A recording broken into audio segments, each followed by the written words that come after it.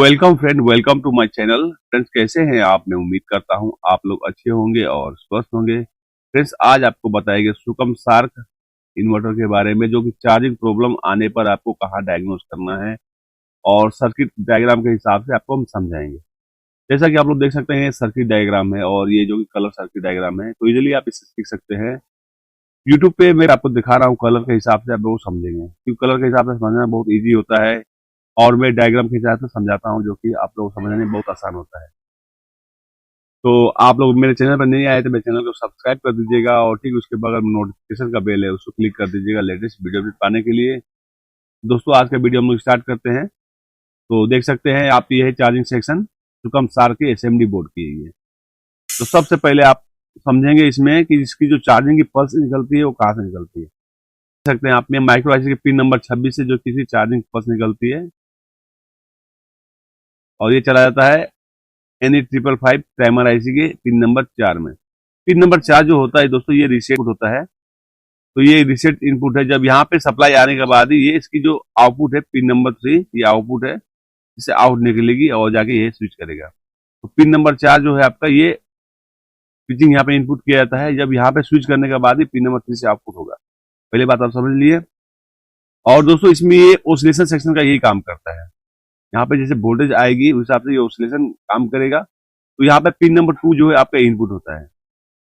लेकिन आप देख सकते हैं यहाँ पे पिन नंबर 26 से पिन नंबर 4 में यहाँ पे इनपुट किया गया है। तो पिन नंबर 2 यहाँ पे इनपुट किया गया था, पिन नंबर 2 में ही फ्रिक्वेंसी जनरेट किया जाता है। जैसा कि आप लोग देख सकते हैं, पिन नंबर 2 में ही फ्रिक्वेंसी जनरेट किया जाता है। तो हर एक फ्रिक्वेंसी जनरेट करने के लिए एक पीएफ लगा रहता है। जैसा कि आप लोग देख सकते हैं, यहाँ पे एक कैपेसिटर लगा हुआ है, यही ये फ्रिक्वेंसी ये जनरेट करता है। और फ्रिक्वेंसी का जो टाइमिंग होता है वो यहाँ पिन नंबर 4 से ही उसको पल्स को हम लोग स्टेप अप स्टेप डाउन कर सकते हैं। तो यहाँ पिन नंबर 26 जो है कि माइक्रो आईसी से यहाँ पे फ्रिक्वेंसी देता है और इसी हिसाब से ये फ्रिक्वेंसी को स्टेप अप स्टेप डाउन करता है। तो आप देख सकते हैं यहाँ पे, तो देख सकते हैं पिन नंबर जो 6 है और पिन नंबर 2 है, यही आपका मेन इनपुट है। यहीं से जो कि फ्रिक्वेंसी ये जनरेट होता है और पिन नंबर 2 में इनपुट होता है। लेकिन ये पिन नंबर 3 से निकलता नहीं है। कब निकलेगा? जब पिन नंबर 4 से ये सिग्नल इनपुट होगा, तभी जाके यहाँ से पिन नंबर 8 देख सकते हैं, इसकी भी पॉजिटिव सप्लाई यहाँ पे इनपुट होता है और पिन नंबर 1 जो है इसकी नेगेटिव सप्लाई है, यानी ग्राउंड यहाँ पे है। तो यहाँ पे 1 ग्राउंड और 8 आपका सप्लाई है। पिन नंबर 2 जो है कि आपका इनपुट है, पिन नंबर 3 आउटपुट है और रिसेट जो सप्लाई है पिन नंबर 4 है। ठीक है। तो जैसे पिन नंबर 4 पे सप्लाई आएगी, माइक्रो आईसी सिग्नल आएगा चार्जिंग के लिए, उस पीरियड में पिन नंबर 3 से आउट हो जाएगा और आउट होके देख सकते हैं यहाँ पे रेजिस्टेंस R35 2.2 के का रेजिस्टेंस के थ्रू वोल्टेज को यहाँ पे थोड़ा सा स्टेप डाउन किया जाता है, क्योंकि वोल्टेज यहाँ पे जो है आएगी ये 5 वोल्ट के आसपास यहाँ पे होगा। ये वोल्टेज को कम करके यहाँ पे 0.6 वोल्ट यहाँ पे बनाया जाता है। और ये जो है 0.6 वोल्ट जो होता है, हर एक ट्रांजिस्टर के लिए सफिशिएंट वोल्टेज होता है, उसी के हिसाब से वो वोल्टेज होता है। वहां पे वोल्टेज बढ़ जाएगी तो ट्रांजिस्टर वो खराब हो जाएगा। इससे वोल्टेज कम होने से इसकी जो आउटपुट है वो कम होगी, लेकिन खराब नहीं होगा। 0.7 तक आप यहाँ पे वोल्टेज देख सकते हैं। इसे एबव देंगे तो ये खराब हो जाएगी। तो आपको यहाँ पे ये ध्यान रखना। देख सकते हैं पिन नंबर यहाँ पे, देख सकते हैं यहाँ पे ये Q8 है, 1000 ट्रांजिस्टर है ये ड्राइवर सेक्शन का काम करता है। ये ड्राइवर ट्रांजिस्टर है। तो यहाँ पे ये जो स्विचिंग आएगी, यहाँ पे ये एम्पलीफाई करेगा और एम्पलीफाई करेगा। यहाँ पे 0.6 वोल्ट आएगा। तो यहाँ पे जो नेगेटिव सप्लाई है, अगर यहाँ पे अगर सप्लाई आ जा रही है तो यहाँ पे जो नेगेटिव सप्लाई है ये जो कलेक्टर से आउट हो जाए। यहाँ पे ये कर सकते हैं, कलेक्टर की जो वोल्टेज है वो नेगेटिव पे ये समाप्त हो जाएगी। तो इस पीरियड में यहाँ पे जो नेगेटिव सप्लाई बनेगा और एक साइड में आप देख सकते हैं पॉजिटिव सप्लाई यहाँ पे है। यहाँ पे ये पॉजिटिव सप्लाई है। तो यहाँ पे ड्राइवर ट्रांसफार्मर लगा हुआ है, जैसा कि आप लोग देख सकते हैं। और इसमें दो आपका एक जीना डायोड है 18 वोल्ट का, यहाँ पे एक डायोड लगा हुआ है। जो डायोड का नंबर देख सकते हैं D6 है, M7 एसएमडी ट्रांजिस्टर है, एसएमडी डायोड है ये। और यहाँ पे एक जीना डायोड लगा हुआ है 18 वोल्ट का। किसी में 15 वोल्ट भी लगा होता है, 18 वोल्ट भी लगा होता है। जो जीना डायोड दिया गया है, आप लोगों को मालूम है कोई भी ट्रांसफार्मर या रिले में जो इंडक्टर है, इसमें अगर आप स्विचिंग करेंगे तो वहां पे जब स्विचिंग बंद होगी तो यहाँ पे जो उल्टा यहाँ पे जो है बेक करंट आता है।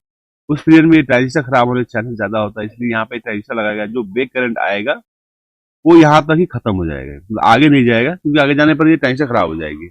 इसके लिए डायोड लगाया जाता है। डायोड जो एसी वोल्टेज जो वापस निकलते हैं वो यहाँ पे ये कंज्यूम कर लेता है, यहाँ पे ये कंज्यूम कर लेगा और यहाँ पे जो एक करंट आएगा वो ट्रांजिस्टर पे नहीं पहुंचेगा और ट्रांजिस्टर बच जाएगी।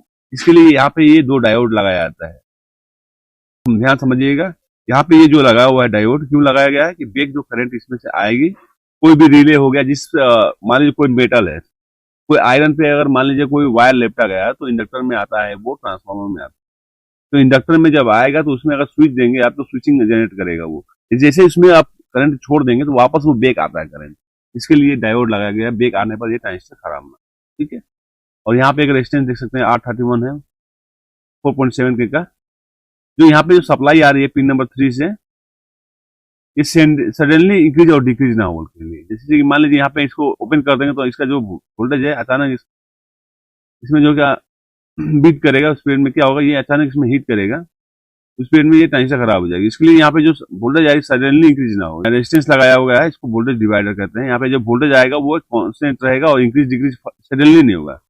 तो यहाँ पे जो ड्राइवर ट्रांसफार्मर है इसमें एसी जनरेट होगा, ठीक है। तो यहाँ पे जो इनपुट हुआ है एक वाइंडिंग है, जैसा कि आप लोग देख सकते हैं, और आउटपुट में 2 वाइंडिंग निकाला गया है। आउटपुट 2 वाइंडिंग है, तो यहाँ पे जो वाइंडिंग है 2 वोल्ट एसी बनेंगे। एसी क्यों बनेंगे, यहाँ के स्विचिंग होगा तो यहाँ पे 2 वोल्ट बनेंगे। इसी 2 वोल्ट से जो कि आपका आउटपुट में जो एसीआर है, ये एसीआर ऑन होगा।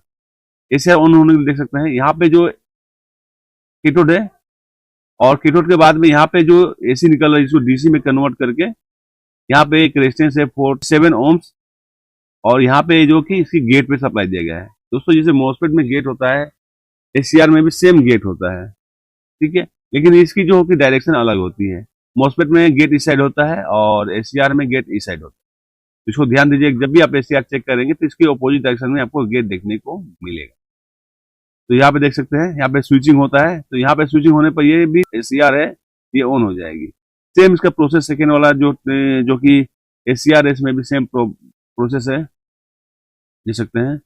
इसमें भी आपकी एसी जो बोल्ट बनेगी वो भी यहाँ पे जाएगा, डायोड डीसी में कन्वर्ट होगा, और यहाँ पे देख सकते हैं 27 ओम्स के रेजिस्टेंस से इसके थ्रू जो वोल्टेज को थोड़ा सा कम किया गया है, और यहाँ पे गेट पे सप्लाई दिया गया है एसीआर में। तो जब एसीआर में ये स्विचिंग करेगा तो उस में देख सकते हैं आप यहाँ पे एक चार्जिंग के लिए ट्रांसफार्मर लगाया है। उसकी जो पहला वाइंडिंग है वो न्यूट्रल है, बीच का जो है चार्जिंग के लिए है, और जो सबसे लास्ट में है ये आउटपुट के लिए है। तो ये आउटपुट के लिए यहाँ से 220 वोल्ट आपको मिल जाएंगे, ठीक है। और चार्जिंग के लिए वहां पे देख सकते हैं 140 वोल्ट है,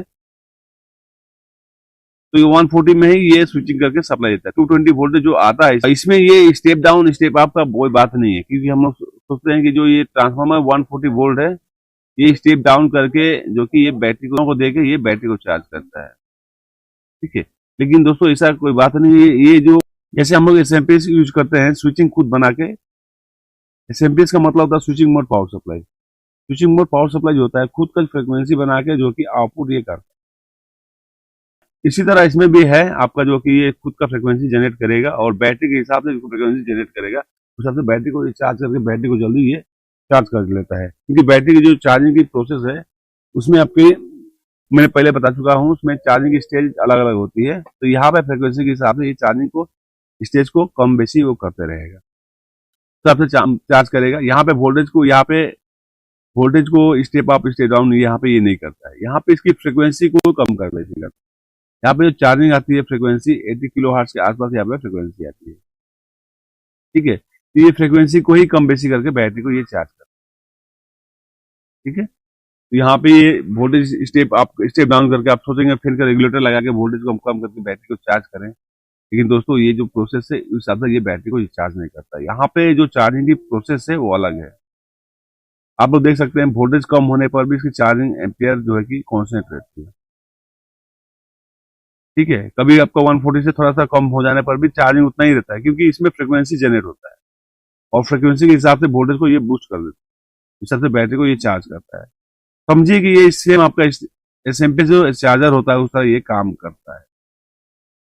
एक हम लोग जो चार्जर लेते हैं 72 वोल्ट का जो कि रेगुलेटर सिस्टम होता है, उसमें आप चार्जिंग जो कम बेसी करने के लिए उसमें आप रोटरी लगा रहता है। वो रोटरी से वोल्टेज को ही कम बेसी कर सकते हैं या फिर एम्पेयर को ही कम बेसी कर सकते हैं। लेकिन इसमें जो है कि ये फ्रिक्वेंसी से कम बेसी करता है, इसको आपको ध्यान देना है। ठीक है,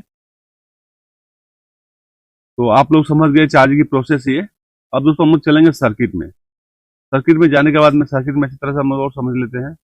जैसा कि देख सकते हैं माइक्रो आईसी है यहाँ पे, मैंने बताया था आपको माइक्रो आईसी, ये माइक्रो आईसी है यहाँ पे।